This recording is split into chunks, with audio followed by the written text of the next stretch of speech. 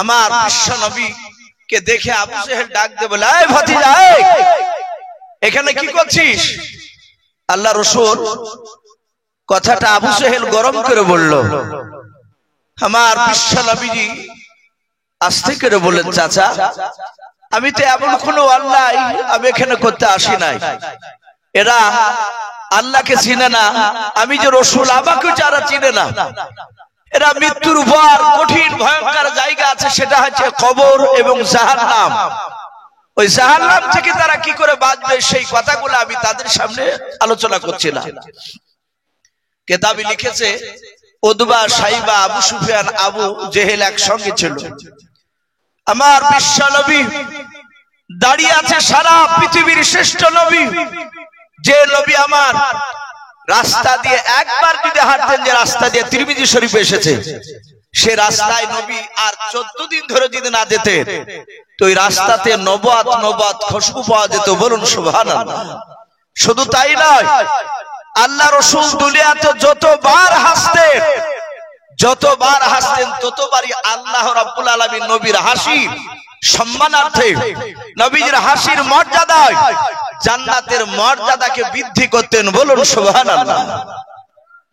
আল্লাহ রাসূল কাঁদলে জাহান্নাম থরথর করে কাঁপত। আর সেই নবীকে বেঈমান আবু জেহেল খাস করে রাসূলুল্লাহর কলার খানাকে ভাবে ধরলো। সবাই তাকে থেকে দেখছে মক্কার কাফেররা, এরা সবচেয়ে তাবড় নেতা মক্কা। আল্লাহ রাসূল সাল্লাল্লাহু তাআলা আলাইহি ওয়াসাল্লাম বলে, চাচা আমি কি অপরাধ করেছি? অপরাধ তুই আমার বাপ দাদার বিরুদ্ধে কথা বলা। এই আব্দুল্লাহর সন্তান, তোকে সাবধান করে দিচ্ছে, আজ চলে যা।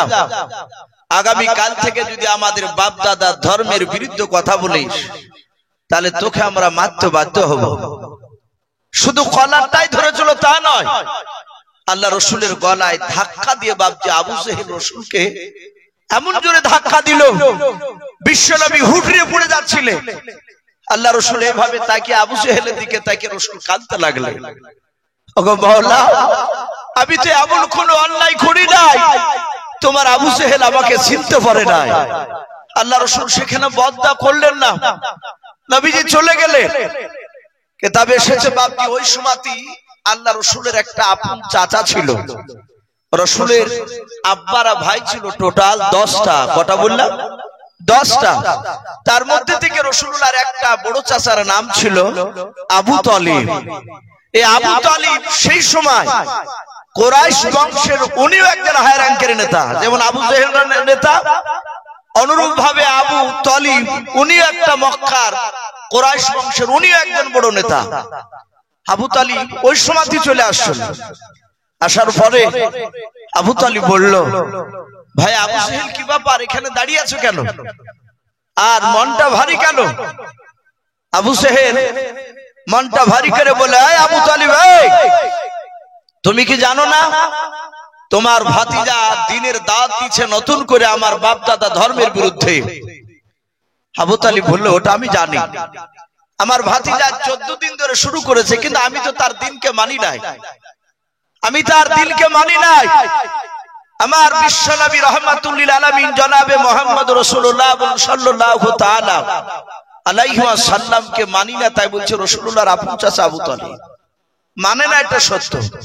কিন্তু আবু তালিব বিশ্বনবীকে সারা পৃথিবীর চেয়ে উনি বেশি ভালোবাসতেন। বলুন সুবহানাল্লাহ। আবু তালিব এত নবীকে ভালোবাসতো। আমার বিশ্বনবী রহমতের নবী ব্যাপারে আবু তালিবকে বলল, ভাই তোমার ভাতিজা আগামী কাল থেকে যেন আমাদের বাপ দাদা ধর্মের বিরুদ্ধে কথা না বলে। আবু জেহেল বলল, ভাই আবু তালিব শুনে নাও,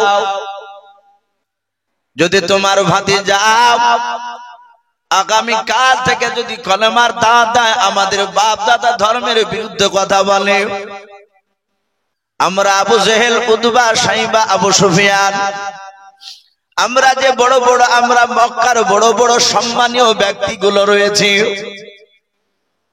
ওই বেঈমানরা নিজে দাবি করেছে আমরা সম্মানী ব্যক্তি। এখানে আলোচনা হয়েছে যদি তোমার ভাতিজা কলেমার দাওয়াত দেয়, আগামী কাল মারতে আমরা বাধ্য হব। আল্লাহর নবী জনাবে মুহাম্মদ রাসূলুল্লাহ সাল্লাল্লাহু তাআলা আলাইহি ওয়াসাল্লাম আল্লাহর নবীজিকে বাপজি যখন বেঈমান আবু জেহেলের দলেরাও মক্কার বড় বড় নেতারা যখন বিশ্ব নবীকে মারবো বলল, ওই সময় আবু তালিবের দুই চোখের কোনা দিয়ে ঝরঝর করে পানি ঝরতে লাগলো। আল্লাহর নবী জনাবে মুহাম্মদ রাসূলুল্লাহ সাল্লাল্লাহু তাআলা আলাইহি ওয়াসাল্লাম বিশ্ব নবী জানেন না আমার চাচা আবু তালিবকে ধরে বলেছে মারবো। দাও আবু তালিবকে ডাক দিয়ে বলল, ভাতিজা নয় ও আবু তালিব শুনে নাও, তোমার ভাতিজাকে ডেকে গিয়ে রাত্রি মানে বলবা যদি আমাদের বাপ দাদা ধর্মের বিরুদ্ধে যদি কথা বলে দেয়, কথা বলা বন্ধ করে দেয়, তোমার ভাতিজাকে এক না দুই নাই আমরা 3টা পুরস্কার দেব। আবু তালিব ডাক দিয়ে বলল, ভাই আমার ভাতিজাকে এমন কি পুরস্কার দেবা বলো? ডাক দিয়ে বলল, ভাই আবু তালিব তোমার ভাতিজাকে প্রথম নাম্বার পুরস্কার দেওয়া হবে যদি আমাদের বাপ দাদা ধর্মের বিরুদ্ধে কথা বলে দেয়, তাহলে প্রথম নাম্বার গোটা মক্কা নয় গোটা আরবের মধ্যে তোমার ভাতিজাকে 1 নম্বর সম্মান দেয়া হবে। আল্লাহর নবী জনাবে মুহাম্মদ রাসূলুল্লাহ সাল্লাল্লাহু তাআলা আলাইহি ওয়াসাল্লাম নবীজির চাচা ডাক দিয়ে বলেছেন, নগো আমার মক্কার নেতারা বলো 2 নাম্বার কি দিমা বলো। আল্লাহর নবী জনাবে মুহাম্মদ রাসূলুল্লাহ সাল্লাল্লাহু তাআলা আলাইহি ওয়াসাল্লামের ব্যাপারে মক্কার বেঈমানরা আবু জেহেল সহ বলল, যদি আল্লাহর রাসূল যদি আমাদের বাপ দাদা ধর্মের বিরুদ্ধে কথা বলে বন্ধ করে দেয়, শুনে নাও 2 নাম্বার গোটা মক্কা নগরের মধ্যে সবচেয়ে হিষ্টপিষ্ট 1 নাই 2 নাই 200টা উদ্যান করা হবে। ওরে আবু তালিব ভাই শুনে নাও 3 নাম্বার পুরস্কার দেওয়া হবে গোটা মক্কা নগরের মধ্যে সবচেয়ে বড় যে খাজরের বাগানটা তোমার ভাতিজা যদি চায় আমরা মক্কার তরফ থেকে তাকে ফিরিয়ে দিয়ে দেওয়া হবে। আল্লাহ রাসূল তার চাচা বললেন, ভাই এই 3টে বলে হ্যাঁ আমার বিশ্ব নবী রাহমাতুল লিল আলামিন সাল্লাল্লাহু তাআলা আলাইহি ওয়াসাল্লামকে পুরস্কার দিবে। আবু তালিব শুনল। আবু তালিব বলল, ভাই চিন্তা করো না, আমি ছোট থেকে মুহাম্মদ সাল্লাল্লাহু আলাইহি ওয়াসাল্লামকে আমি লালন পালন করি। আপনারা শুনেছেন নবী 8 বছর বয়সে যখন নবীর 8 বছর বয়স হয় ওই সময় নবীর আপন দাদা আব্দুল মুত্তালিব দেখাশোনা করতে উনি ইন্তেকাল করেছেন।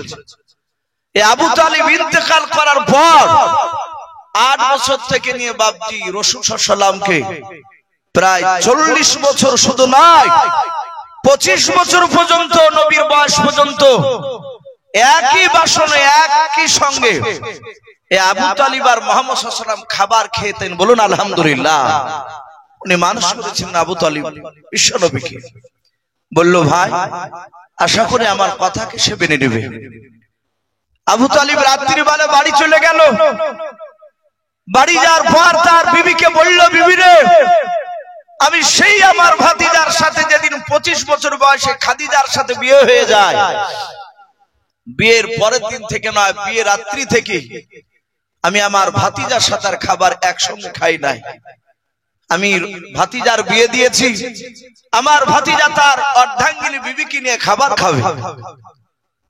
আমার বিশ্ব নবীজির চাচা সেদিন থেকে খাবার আর একসঙ্গে খেয়েছিলেন না, তাই বলল, বিবি একটা বাসনে দুজনের খাবার খোলো যেন দুজনাই পেট ভরে যেন খাবার খাওয়া হয়। একটা বাসনে ওই রকম ভাবে খাবার সাজা। খাবার সাজানো হলো। আল্লাহ রাসূল পাশের ঘরে ছিলেন। আবু তালিব বলল, ভাতিজা ও ভাতিজা, বিশ্ব নবীর এত সুন্দর আখলাক এত সুন্দর চরিত্র মক্কার লোকেরা দেখে অবাক হয়ে যেত। বলুন আলহামদুলিল্লাহ। আল্লাহ রাসূলের এমনই ব্যবহার। আর আজ আমরা বাপজি মুসলমান নাম দিয়েছি, আমাদের ব্যবহার বাপজি রাসূলের সুন্নাত তরিকায় আমরা চালাতে পারছি না। সে আলেম বলে আর হাজী বলেন আর সাধারণ মানুষ বলেন না কেন, আজ আমাদের ব্যবহার পুরো বাপজি একদম রাসূলের সাহাবাদের রাসূলের বাপজি চরিত্র বিরুদ্ধ হয়ে যাচ্ছে। এই জন্য তো বাপজি আমাদের দিন দিন আজ অত্যাচার বেঈমানদের শক্তি বাপজি বাড়িয়ে যাচ্ছে।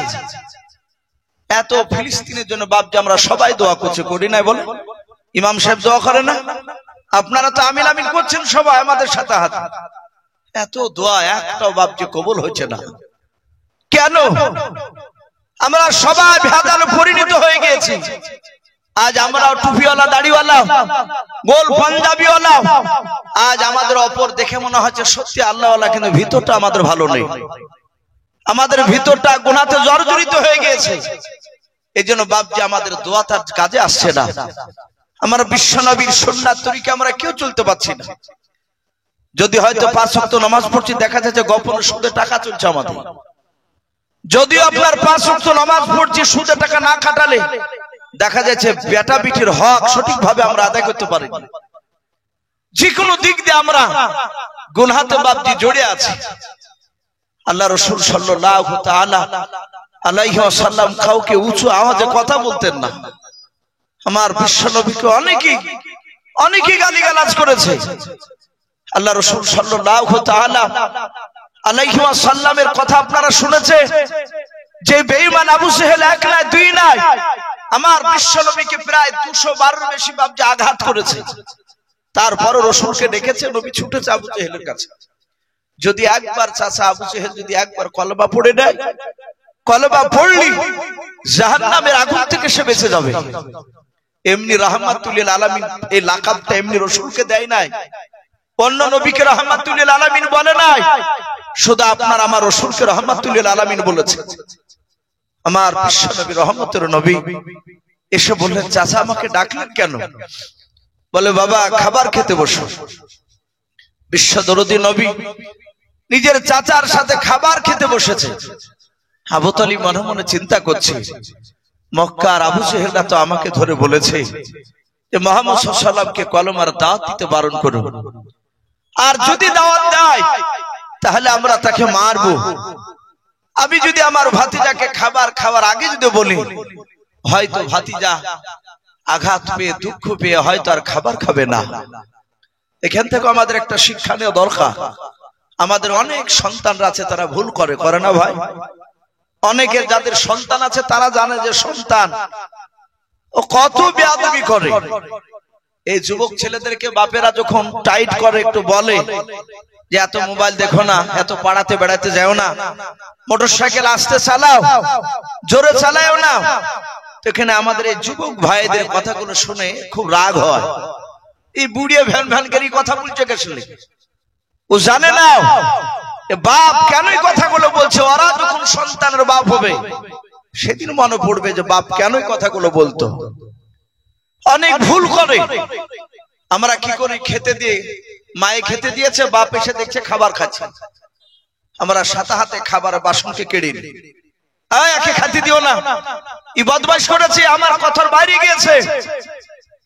অনেক ছেলে ভাবে মুখের বাপের দিকে তাকিয়ে খাবার খেতে গিয়ে খাবারের বাসনটা কেড়ে নিল, শয়তান তার মাথায় চেপে যায়। শোনা যায় রাত্রিবেলায় গিয়ে গলায় দড়ি দিয়ে মারা গিয়েছে, আঘাত সহ্য করতে পারে নাই। এই জন্য বাপ দিয়ে খাবার খেতে দিয়ে কোনো কথা বলতে গেলে খাবার খেতে দিয়ে বলেন না, খাওয়ার পরে বলেন। একটা বেঈমান কাফের আবু তালিব আমার রাসূলের উপর ঈমান আনেনি, তবু আপনার শিক্ষা চিন্তা করছে যে না আগে বলা যাবে না, খাবারটা খেয়ে নে। আগে যদি বলি আর যদি ভাতিজা দুঃখ পেয়ে খাবার না খায়, তাহলে আমি যে তার চাচা গোটা রাত আমি আর ঘুমাতে পারবো না। বলুন সুবহানাল্লাহ। কি মহব্বত ভালোবাসা তার মধ্যে।